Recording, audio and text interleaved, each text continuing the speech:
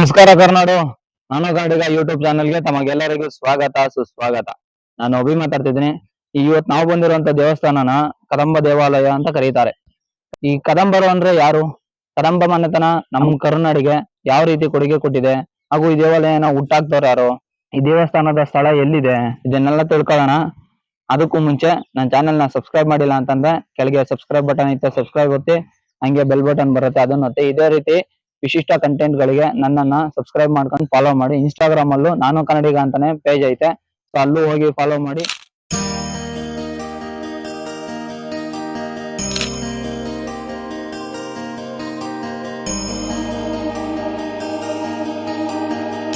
ಇಲ್ಲಿ ಪಂಚಮುಖಿ ಗಣಪತಿಯ ದೇವಾಲಯವೂ ಇದೆ. ಮೊದಲು ಅಲ್ಲಿ ಕೈ ಮುಗಿದು ಗಣೇಶನ ಕೃಪೆಗೆ ಪಾತ್ರನಾಗಿ ಮುಂದೋಗೋಣ. ಯಾಕೆ ಅಂತಂದ್ರೆ ಯಾವುದೇ ದೇವಾಲಯ ಆಗ್ಲಿ, ಯಾವುದೇ ಪೂಜೆ ಆಗ್ಲಿ, ಪುನಸ್ಕಾರ ಆಗ್ಲಿ, ನಮ್ಮ ಹಿಂದೂ ಧರ್ಮದಲ್ಲಿ ಮೊದಲು ಗಣೇಶನಿಗೆ ಪೂಜೆ ಮಾಡಿ ಮುಂದೋಗ್ಬೇಕು ಅಂತ ಪ್ರತೀತಿ ಇದೆ. ಗಣೇಶ ಪ್ರಥಮ ಪೂಜೆ ಅಧಿಪತಿ ಅಂತಾನು ಹೆಸರು ಪಡೆದವ್ರೆ. ಸೊ ಹಂಗಾಗಿ ಗಣಪತಿಗೆ ಕೈ ಮುಗಿದು ಮುಂದೋಗೋಣ.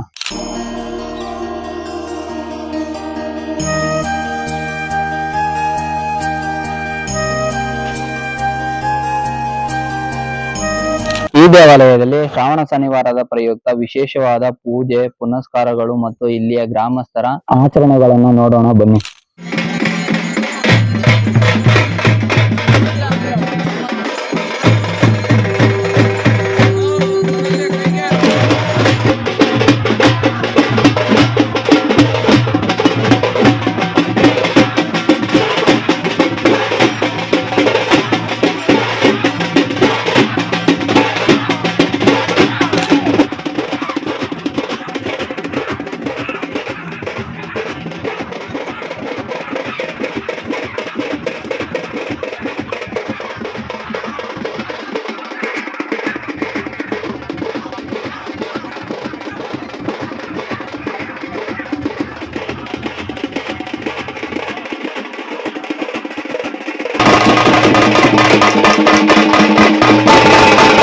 ನಮ್ಮಲ್ಲಿ ಯಾವುದೇ ಒಂದು ಹಬ್ಬ ಆಗ್ಲಿ, ಆಚರಣೆ ಆಗ್ಲಿ, ಏನೇ ಒಂದು ಸಾಂಪ್ರದಾಯಿಕವಾಗಿ ನಡೆಯಲು ಈ ತಮಟೆ ವಾದ್ಯದವರು ಮುಖ್ಯ ಆಗ್ತಾರೆ.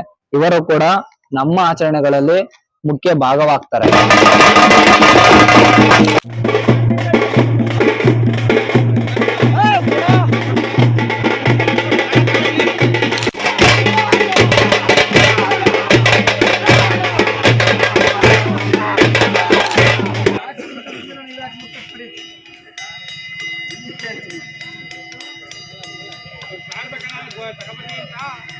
ಈ ದೇವಾಲಯದಲ್ಲಿ ಇನ್ನೊಂದು ವಿಶೇಷತೆ ಏನಪ್ಪಾ ಅಂತಂದ್ರೆ, ದಶಾವತಾರದಲ್ಲಿ ಪಟಗಳನ್ನ ಮಾಡಿ ದೇವರ ಪೂಜೆನ ಸಲ್ಲಿಸ್ತಾರೆ. ಅದನ್ನು ನೋಡೋಣ ಬನ್ನಿ.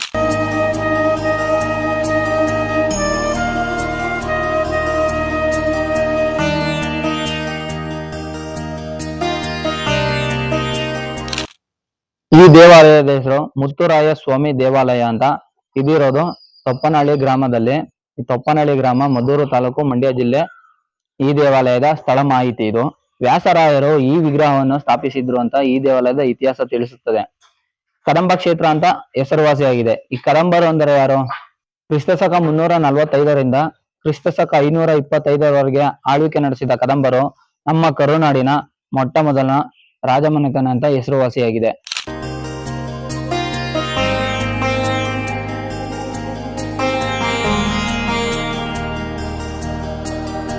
ಈ ದೇವಾಲಯನ 2004ರಲ್ಲಿ ಮಾಜಿ MLC ಆದಂತಹ ರಾಮಕೃಷ್ಣ ಸರ್ ಹಾಗೂ ಇಲ್ಲಿಯ ಸುತ್ತಮುತ್ತಲಿನ ಗ್ರಾಮಸ್ಥರ ಸಹಾಯದಿಂದ ಮೊದಲ ಬಾರಿಗೆ ಜೀರ್ಣೋದ್ಧಾರ ನಡೆಸುತ್ತಾರೆ.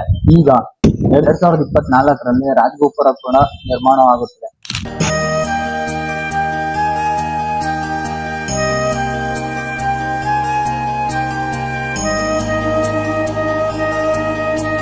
ಸೊ ಈ ದೇವಾಲಯದ ಇನ್ನಷ್ಟು ವಿಶೇಷತೆ ಹಾಗೂ ಈ ದೇವಾಲಯದಲ್ಲಿ ಯಾವ ರೀತಿ ಸೇವೆ ಸಲ್ಲಿಸಿದರೆ ಸ್ವಾಮಿ ಕೃಪೆ ಆಗುತ್ತಾರೆ ಅಂತ ತಿಳಿಯೋಣ ಬನ್ನಿ.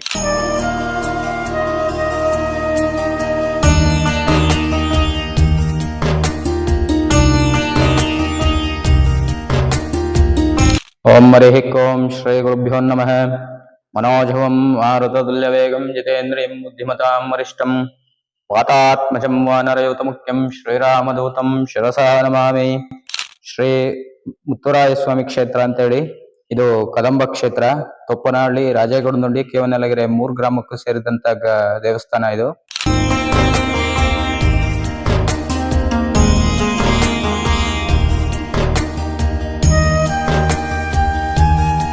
ಇದು ಇಲ್ಲಿ ಮಂಡಲ ಪೂಜೆ ಅಂತೇಳಿ ಮಾಡ್ತಾರೆ.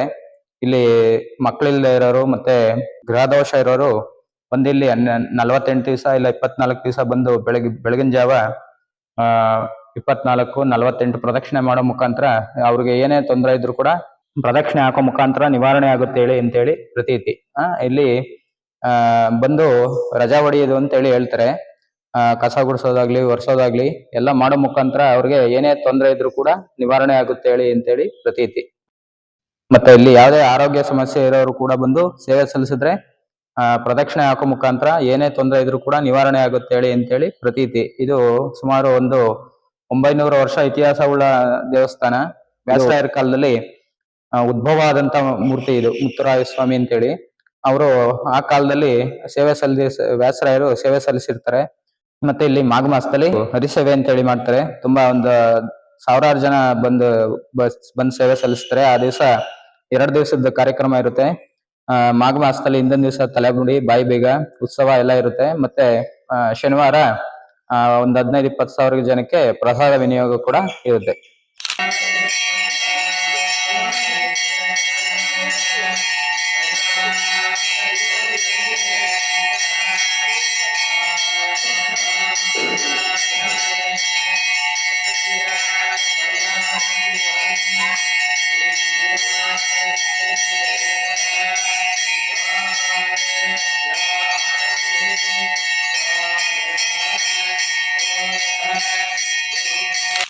ಈ ದೇವಾಲಯದ ಸುತ್ತಮುತ್ತ ವಿಶೇಷವಾದ ಸ್ಥಳಗಳು ಹಾಗೂ ದೇವಾಲಯನೂ ಇದೆ.